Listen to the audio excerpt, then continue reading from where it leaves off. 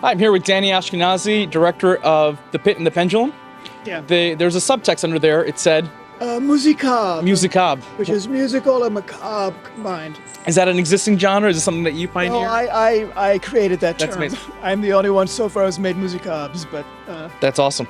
Very cool to see that. It's and I think it's very true to that combination of both things. right. Well, originally when I came up with it, it was because what I was writing was not quite a musical, but not quite a chamber opera, and so I thought, and then I liked the word of adding macabre to it, so I thought it'd be a way of telling the audience what to expect, something that's sort of like a musical but different, and that there was going to be a horror element. So that's how that came to be. Yeah, we just watched it. I think it was great.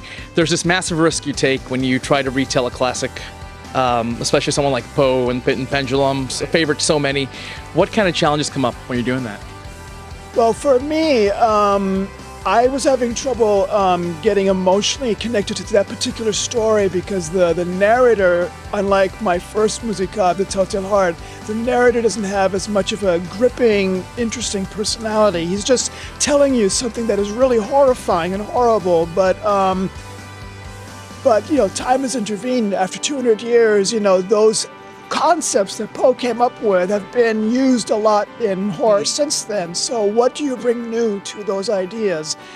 And when I realized that I could see this particular story as a metaphor or an allegory for depression, for self-harm, for suicidal ideation, things like that, I realized that there was a psychological hook that was maybe not in the original story, but something that I could bring myself into as a storyteller, as a composer, and as a filmmaker, and make something that might resonate more emotionally in a way that just doing the straightforward story as it was written may not. Right. And there was this juxtaposition of this modern and the kind of into the past, which I think did a really great job. What is that? What in your mind? What did that add? What was the value of doing that? Well, the modern allowed me to bring in the framing device of having the whole story, the Poe story, take place in the mind of someone who is going through depression and attempting suicide, basically. And that allowed me in the actual telling of the story to take creative liberties in having both the judges of the Inquisition and their victim be the same person and be reflections of the same person. It allowed me to be surreal with the storytelling, and because it's not taking place in actual 17th century Spain, it's taking place inside the mind of a man who is in desperate straits. Interesting. I think you did that. That was really well juxtaposed between coming back and forth there and seeing that visual of what he's enduring and what he's going through, Right. and what depression manifests as in so many cases.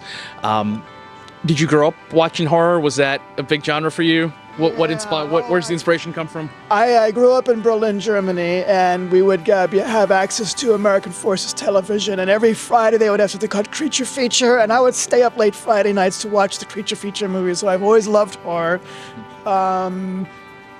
But as a writer myself, as a composer myself, I sort of felt like I stumbled into it through Edgar Allan Poe, because my first film was based on a theater piece that was written because a theater festival invited me to do something with Edgar Allan Poe, and that's how that got started. Got it.